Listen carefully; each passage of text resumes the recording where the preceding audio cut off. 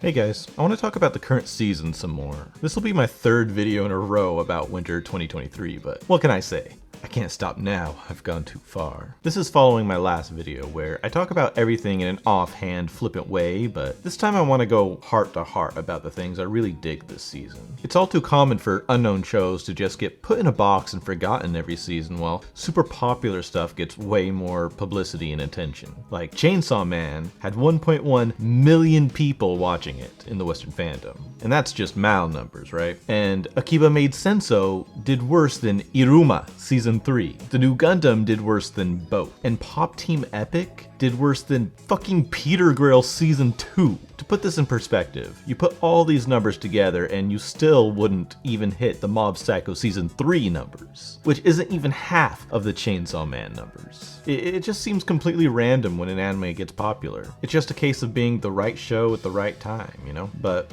what about everything most people neglect? This season especially seems to specialize in those fringe interests that usually get filtered from people's minds. So this time, I want to show off all those hidden gems of the season to keep you guys caught up with what's happening in the anime fandom.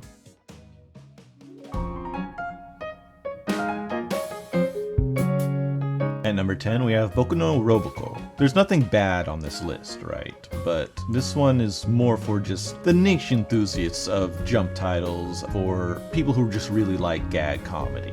So it's not really for everyone, and that's why it's in number 10. Right above that, we have Hyoken. Yeah, it's in number 9. I made that whole video about it. It was pretty much just a shitpost, right? Because the anime was kind of shitposting at me. This one is really niche as well, but it's niche in its own way, right? It's more for just the people who can appreciate this kind of silliness. Like, there looks like there's like two character artists and they're always just vying for control over another. The environmental artist is just struggling, and it's just a blast to watch when you have these things in mind. So it's not really for just your average enjoyer of anime. It's a Kuso anime, and it's for the enjoyers of Kuso anime. Right above that, I have Tsunmise. It suffers from what a lot of things in this list actually suffer from, which is just not a lot of budget. Most of the anime industry's budget is going to, you know, the big titles, the Vinland Sagas and stuff right now, so. But other things kind of went out over this one. There are some things in this list that do have a lot of budget, for example. But for Tsunmise, it's another case like Boku no Roboco, that it's for fans of otome games. It's for people who love tsundere. Not everybody loves that, you know? So that's why I have it in 8. There are other things that went out over it in this list, and honestly, right about now, I've kind of dropped it. So that tells you something, right? At number 7, we have Rogo ni Sonaete. This anime is very good. Like I said earlier, I'll probably be picking this up later. The reason why I haven't watched most of it, though, is, for one, it has the low budget that a lot of things are suffering from right now. But other things just kind of went out on my time, you know? That's why it's at number 7. Tsunmise Hyoken, it's better than these. It's probably better than some of the things above it in this list, but I put it on the back burner, and there's probably a reason for that, right? So it's number 7. At number 6, we have Technoroid Overmind.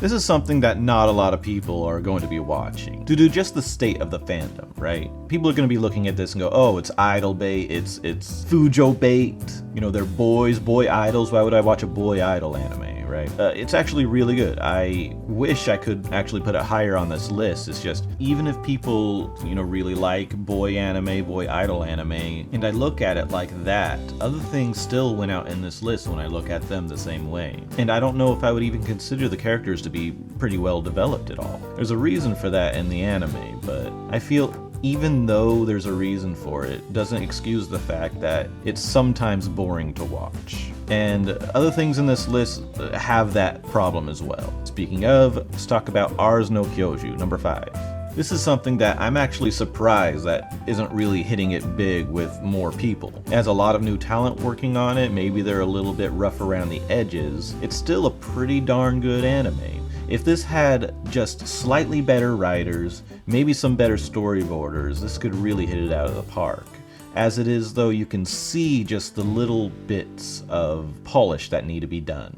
This is a show that makes me think I really want the anime industry to just slow down. Let's just have less shows with more budget for each, please. And number 4, we have AUO. I love this anime. It's very much an action anime with a very straightforward MC. A lot of people aren't gonna like it, but it's isekai. The main character comes from a separate fantasy world into this one, and in this one he has one goal, to just be strong and fight strong opponents. That's it. He was reincarnated as a woman, but that's not stopping him now, is it? It's tons of fun, I recommend it. But it does suffer from low budget, probably a lot more than other things in this list. It's very much a shame. Ars no Kyoju has tons more budget than AUO. However, AUO is just that much more entertaining to watch. Hirogaru Pretty Cure. Yeah, can you believe it? I mean, everyone talks about Pretty Cure, right? I mean, you hear it around, but it's actually one of the least popular shows this season. Every season is different, so if you want to try out a Pretty Cure, why not pick this up? It's very good animation-wise. I love the theme of the show this time, which is about being a hero, being a girl hero, you know, hero girl, Hirogaru. It's great. And number 2, Onimai. This has tons of budget. It is actually pretty insane to watch. I was very much a fan of the manga before the anime came out, and I have to say the anime is doing the manga pretty damn well. Probably even better than the manga itself. However, that comes with a caveat. The manga was about watching this little girl get all flustered by being a little girl, with, you know, all the sentimental growth moments added in, of course. That's what you see in the anime too, but the animators seem decided to increase this like Bishoujo-kei aspect in a weird way, to a point where every shot is designed to make you feel like a creepy stalker looking at a little girl in a room. It can get a little distracting. But if this sort of thing doesn't bother you, then it's just a good anime. Also, I thought it was cute how they had her play Bridget in Strive. And at number 1, Moipon. This anime is so good. It's a JK Seishun sports anime. Now, what does all that mean, right? JK is Joshikose, which means high school girl. It's a high school girl anime. And Seishun means it's less about, you know, just the antics of high school girls. It's more about the feeling of youth, of trying your best, of trying to achieve their dreams. That's Seishun. It's a very big concept in Japan. In Japan, high school is built to be the best part of your life. And so this is an anime about high school girls living their best life in high school. And it's a sports anime, which means it has tournaments, it has rivals. It tries to show what is amazing about judo. If it was baseball, they would try and show what's good about baseball. But this is judo, and it's going to show it off. This anime is so good that it was just the first episode that sold me on it. When that first episode Ippon happened, I lost my shit. I was crying. It was amazing. That first episode should be a movie, honestly, and it reminds me a lot of Seishun sports movies I've seen.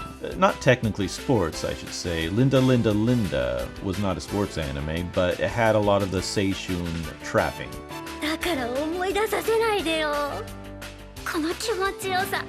So if you're a fan of things like Adachi anime, if you're a fan of SOL, sure, give it a shot, but it's less about the SOL antics like you would find in Azumanga Daioh. This is more about the raw life of these girls. More dramatic, like think about Araburu or Toradora, but with the martial arts bent around it. Rather than a Nichijou-kei anime, this is more of a Bishoujo-kei anime. This is a distinction that gets a little fuzzy and confusing.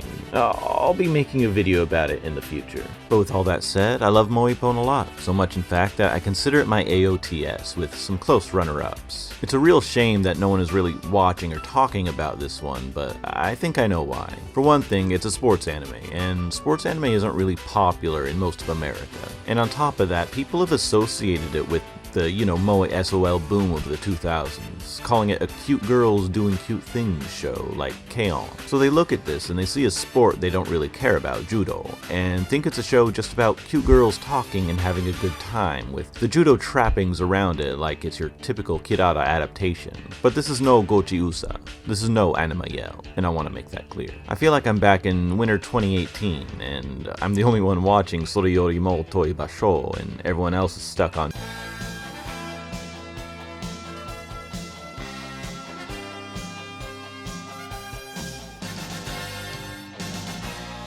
I'm glad Sorayori actually did come out of its obscurity against the odds, and Moipon deserves to as well. Unfortunately, it's just a shame it likely never will. Overall, it's a pretty decent season. There's been no big heavy hitters or anything. Instead, there's just a bunch of shows for niche enthusiasts of various genres. If anything I mentioned piqued your interest, go ahead and give it a watch and tell me what you think in the comments. I read all of them. And thank you to my patrons, who might be getting additional content in the following months. I'll tell you more about it later. I've also started a Twitter. You can follow me there. Thanks a lot. I'll see you in the next one, where I'll talk about something topical. Take it easy.